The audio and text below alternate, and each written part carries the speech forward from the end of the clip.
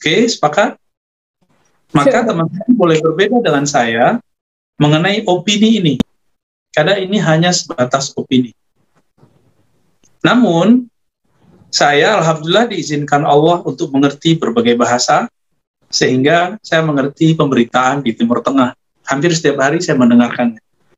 Ternyata di pemberitaan mulai Al Jazeera sudah berbeda dengan RT News, beda lagi dengan France yang bacanya apa tuh, France 24 ya, tapi pakai bahasa Perancis, saya lupa cara bacanya, France gitu ya. Terus ada beda lagi dengan Al Arabia News, ada lagi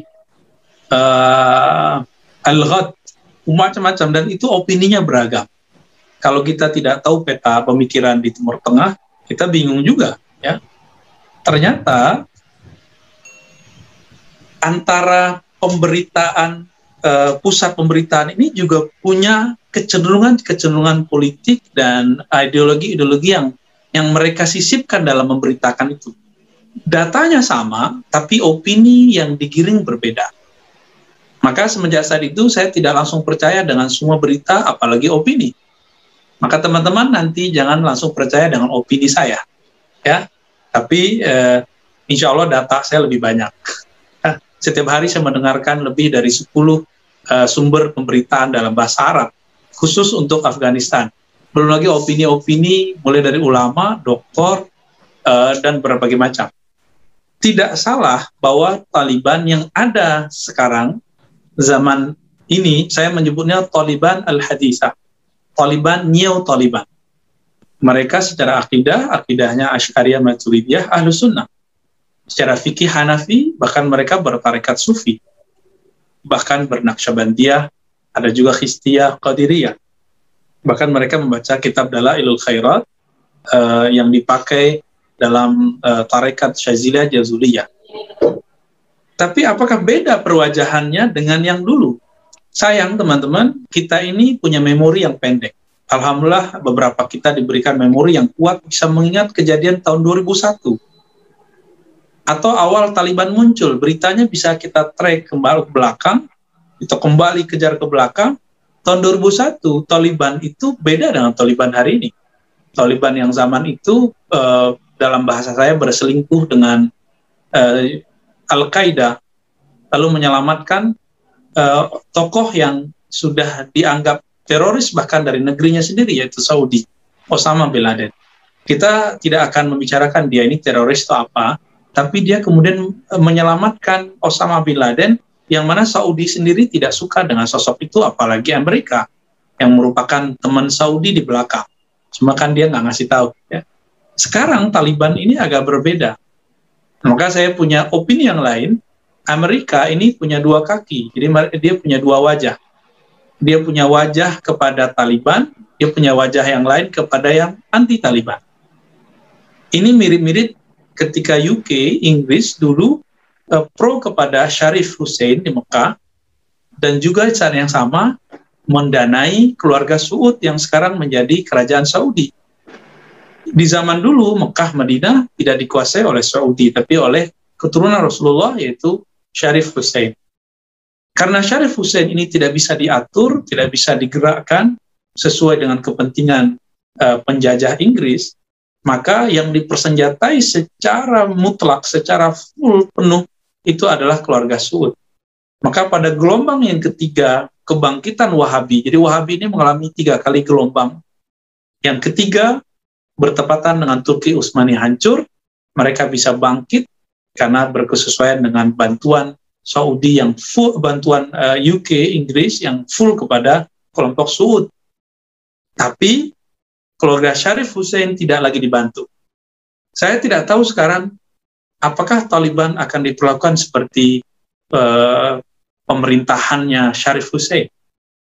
Ya, ada kesepakatan, tapi untuk menghancurkan mereka.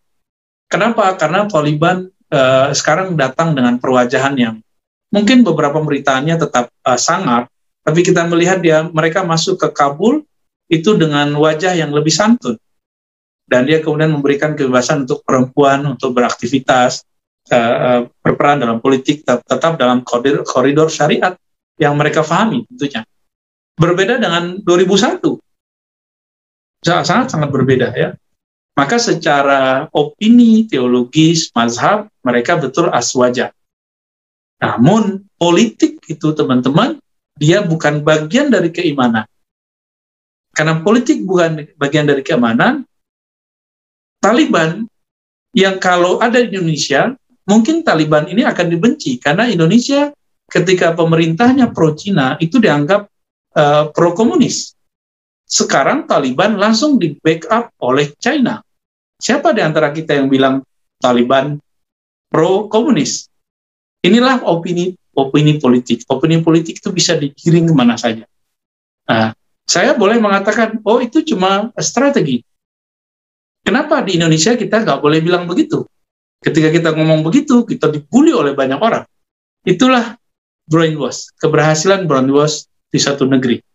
Kalau orang yang paham, dia senyum-senyum aja. Ya, ketemu orang begini lagi. Gitu ya. Maka, opini ini bisa jadi berubah dalam beberapa hari ke depan, karena berita itu berkembang terus. Kita tidak boleh menjadikan opini itu sakral, karena opini itu bagian dari cabang akal. Akal ini bisa berubah-ubah tergantung data yang dia peroleh dan cara mengolah data. Maka jangan pernah benci kepada ustadz yang tidak satu opini dan kita dalam masalah politik, atau kita terlalu membela dan mendewa-dewakannya karena dia satu hasrat politik dengan kita.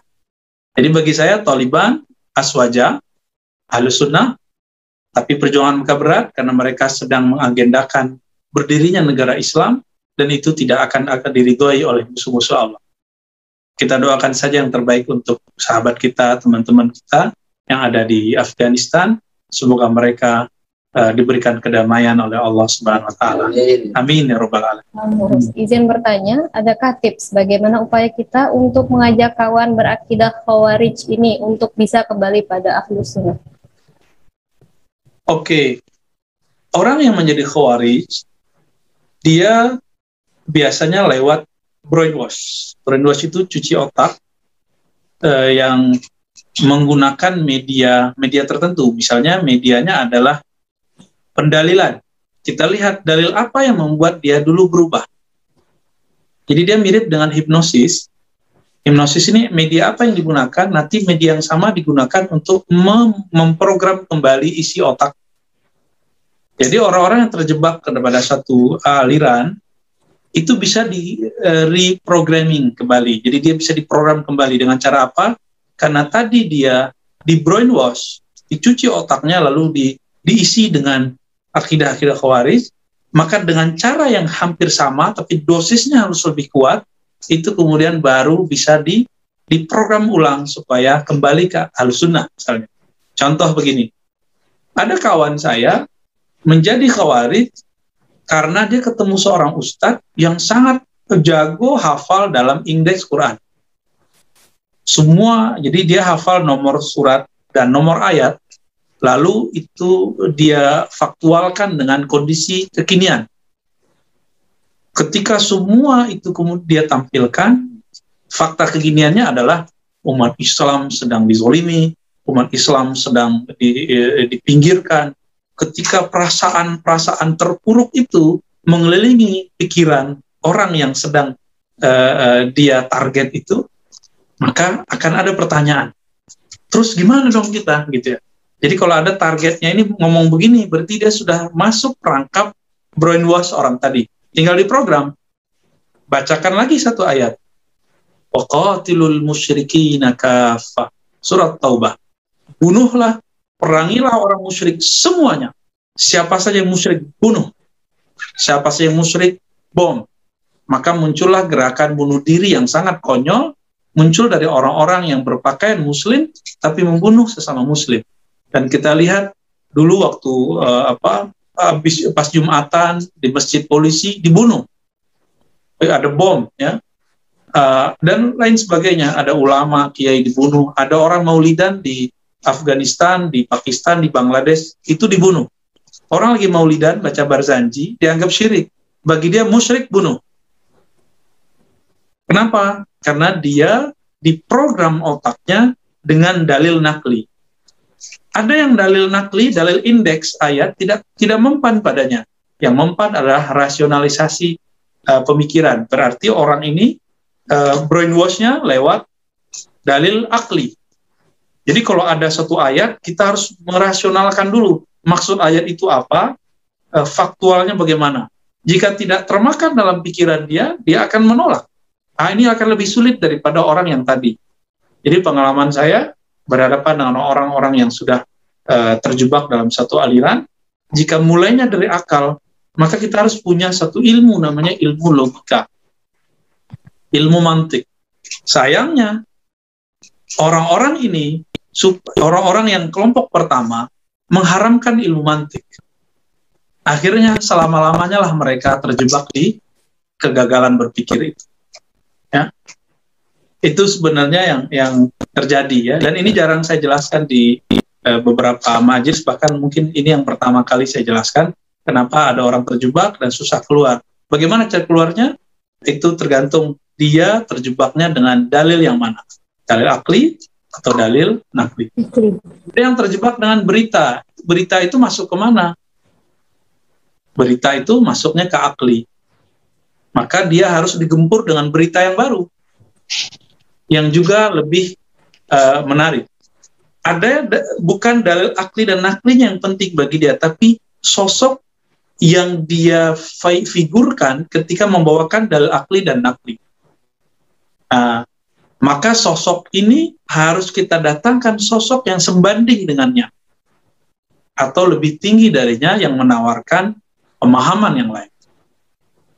Misalnya gini, sama-sama tamatan Timur Tengah, tapi kok beda? Sama-sama Habib, kok beda? Sama-sama Kiai, sama-sama dokter, kok beda? Nanti dia akan bingung sendiri. Ketika dia bertanya, terus saya harus gimana? Itu kesempatan untuk memogram ulang cara berpikirnya. Dari situ kita baru bisa menetralkan ekstremisnya seseorang, tersesatnya seseorang. Itu teorinya, gampangnya begitu.